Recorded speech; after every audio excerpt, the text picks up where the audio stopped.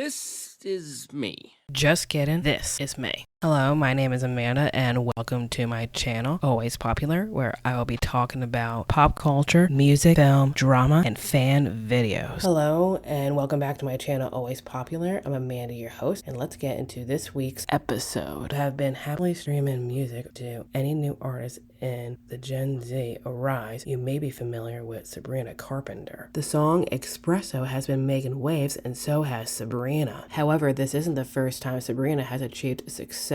So today we are talking about the mainstream rise of Sabrina Carpenter. Sabrina Carpenter is an American actress turned singer. Almost like every Disney Channel actress or actor, they always make their actors try to do singing or make their actors into triple threats. However, not every Disney Channel star is good at singing, dancing, and acting.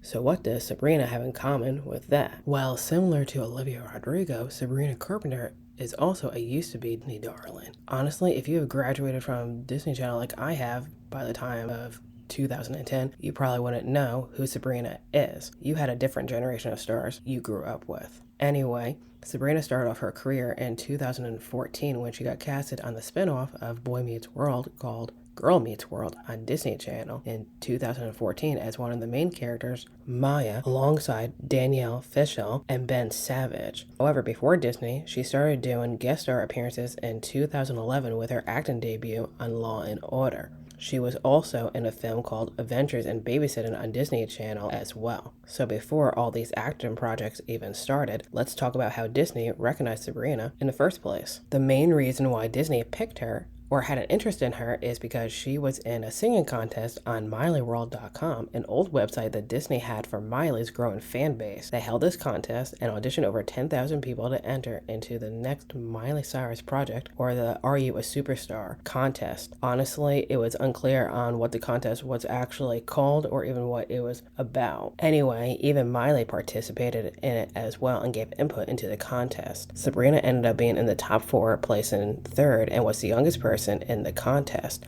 She was only 10 years old, competing against 16 and 17-year-old girls, so I find that very impressive for her to make it that far in the competition. She may not have won the contest, however, she still landed a role on the TV show Network. Similar to real-life singing shows, for some odd reason, it's never the first-place winner that makes it big. However, since then, Sabrina has been in a history of different movies throughout the 2010s. Movies like Horns, The Hate You Give, Clouds, and even Netflix productions such as Tall Girl and Tall Girl 2. So she definitely made a quick name for herself in the acting world. In the middle of all her acting projects, she landed a record deal with Hollywood Records.